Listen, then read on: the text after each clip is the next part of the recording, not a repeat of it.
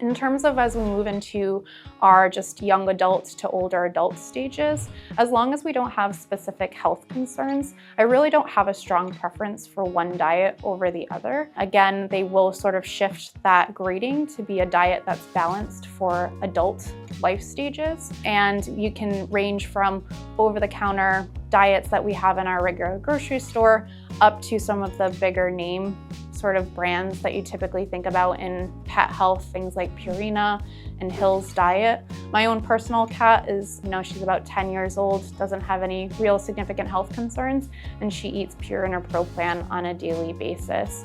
So as long as they don't have any specific health problems, any balanced diet that's labeled for adult dogs and cats would be fine. And personally, I don't think that there's a strong need to have pets either on dry food or wet food. There may be a strong preference for our pets, particularly with cats. Usually once they get sort of locked into one type of food, they typically are pretty hard to shift to the other. And I'm personally okay with dry food or canned food for those. Obviously, one of the exceptions in terms of specific diets that will come into play is if our pets do have specific health concerns, whether that's the need to either gain or lose weight, or if they potentially have a health concern related to some sort of organ health. As an internal medicine doctor, one of the biggest ones that I probably see is as our patients get older, a lot of them do go on to develop kidney disease, and diet is, a big part of managing kidney disease in our pets.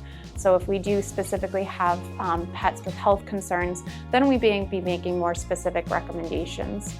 For our pets with kidney disease, I oftentimes do recommend sometimes a shift from a dry food to a canned food because it does have a much higher water content, and keeping these pets hydrated is an important role of managing kidney disease as a whole. The other big things that sort of come up when we talk about kidney diets is the fact that it does tend to be a little bit lower in protein content, although not completely void.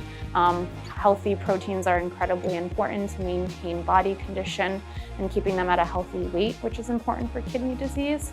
And it also is restricted specifically in phosphorus, which can sort of build up with kidney disease. Kidney diets, notoriously, I won't say are the most palatable of diets, and so it can be very difficult sometimes to shift patients to a kidney diet. And so I do always recommend doing it in a very sort of slow, gradual manner over a course of 1 to 2 weeks or so.